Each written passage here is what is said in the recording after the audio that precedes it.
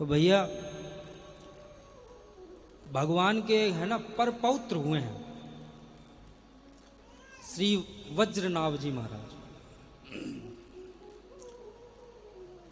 जिस समय औरंगजेब का आक्रमण अत्यधिक हो गया था तो श्री वज्रनाभ जी महाराज एक बार अपने मथुरा के राजा हुए हैं, भगवान के पर पौत्र। एक बार गोवर्धन की तरफ गए थे वज्रनाभ जी महाराज, तो एक दिन परीक्षित जी महाराज आए।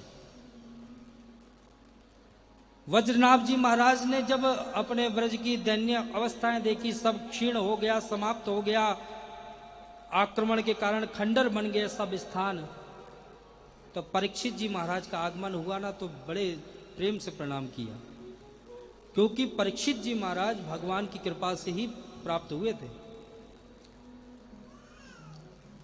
सब चीज बतलाई।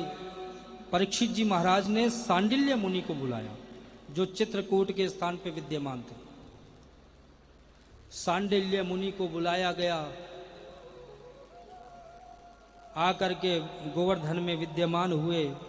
सांडे मुनि जी महाराज समझा करके चले जाते हैं, परीक्षित जी महाराज को उपदेश दे करके चले जाते हैं। वज्रनाभ जी महाराज क्या करते हैं, मथुरा आते हैं। मथुरा में आकर के जिस स्थान पे ठाकुर जी को जन्म भयो, जेल के स्थान पर पे, जिस कुटिया के अंदर जन्म हुआ जिस स्थान पे, वहां पर जैसे ही वज्रनाभ जी महाराज प्रवेश करते हैं तो उनको चंदन जैसी सुगंध आने लग जाती है। जैसे भैया काऊ ने अभी अभी चंदन को इत्र लगाए हो, पंचामृत से अभी अभी अभिषेक किए होगो,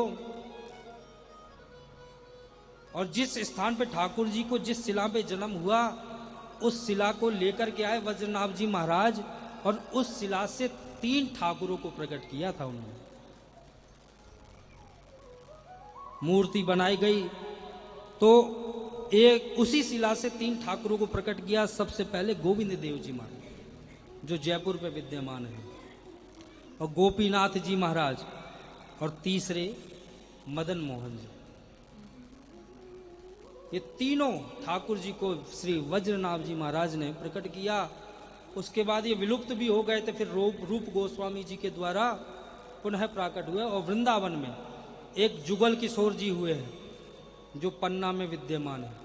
ये 7 ठाकुरों की आपको कथा में निवेदन कर रहा हूं। बिहारी जी जो श्री हरिदास जी महाराज ने प्रकट किया, श्री राधा वल्लभ जी महाराज को श्री हित हरिवंश महाप्रभु जी ने प्रकट किया था, और श्री राधा रमन जी महाराज को गोपाल भट्ट जी महाराज ने प्रकट किया,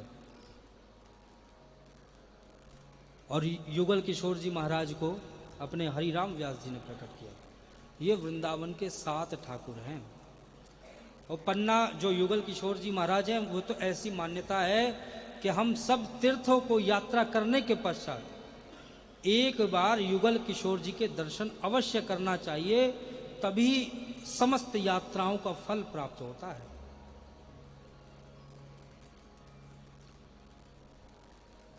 तो वृंदावन में यह श्रावण के महीने में